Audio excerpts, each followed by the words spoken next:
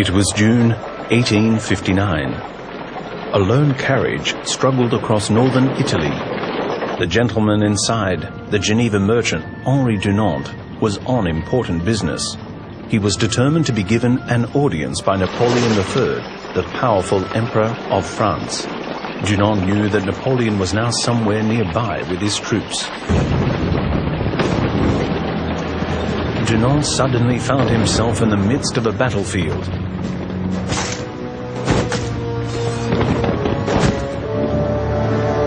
Dunant was horrified. Outside the normally quiet village of Solferino, the French and Austrian armies were fighting a terrible battle. By evening, thousands lay dead, dying and wounded. But the medical troops simply could not cope, and the weary and bloodied soldiers on both sides had enough to do just saving themselves and finding their way back to their lines.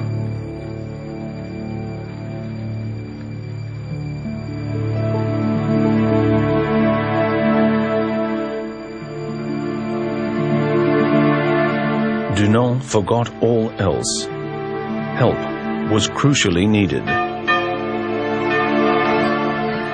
Resolutely, he set up a makeshift hospital in a church in the village, where the dying and wounded could receive attention and care in peace and quiet. He was joined by the villagers, the women, the elderly, who tried to help as best they could. They treated the French and Austrians alike, even taking care to record and send their last goodbyes to loved ones. Day and night they worked tirelessly, nursing the victims. Dunant finally returned to Switzerland, but he could not forget. His book, A Memory of Solferino, was published in 1862. Dunant proposed the establishment in every country of a neutral, independent body of helpers who could provide protection and care for the wounded in case of war, regardless of side.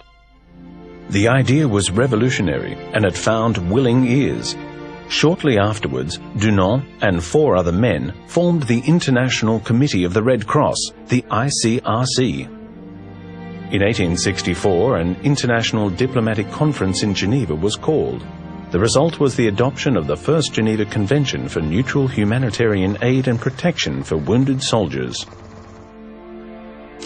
Many years later, following the First and Second World Wars, other visionaries added more Geneva Conventions.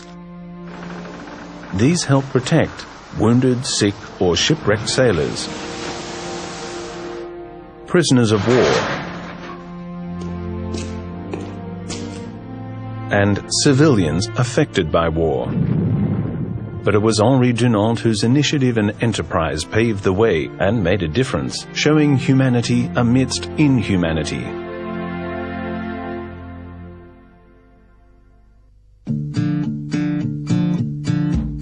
There are now nearly 200 states signatory to the Geneva Conventions, a core part of international humanitarian law, or IHL. It is still the ICRC that guards the conventions, gains backing for IHL, and strives to protect the lives and dignity of victims of armed conflict without discrimination. Not only wounded and sick soldiers, but also prisoners of war and other detainees who are visited repeatedly and for whom the ICRC engages in ongoing dialogue. The ICRC tries to persuade authorities to guarantee and uphold respect for their safety and dignity. Not only civilians directly affected by armed conflict, but also men, women, and children deprived of basic necessities as a result of war. Necessities such as water, food, healthcare, shelter, and clothing. The ICRC, with the help of national societies, also arranges contact between separated family members wherever able and tries to reunite them. Wherever possible, the ICRC is also on the spot to plead the cause of those affected by conflict to authorities, political leaders, and the military in order to help protect innocent lives, rights, and dignity.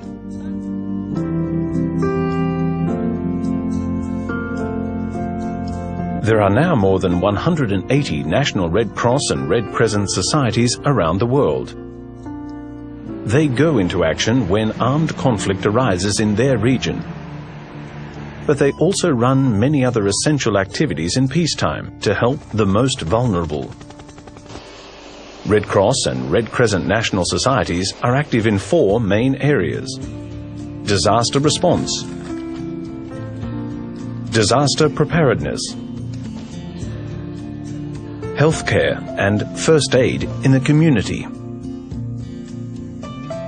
the spreading of humanitarian values and principles. In 1919, the national societies decided to found their own International Federation of Red Cross and Red Crescent Societies. The Federation coordinates the work of the societies internationally, but also helps them launch international appeals for assistance, not only in the case of natural disasters, drought, typhoons, earthquakes, volcanic eruptions, floods, but also in the case of other emergencies such as population movements or socio-economic crises. It also has a mandate to strengthen national societies in order to help them become more effective in assisting those in need. Millions of Red Cross and Red Crescent staff and volunteers are helping to relieve fear, hunger, and need at this very minute, putting into practice Henri Dunant's essential idea.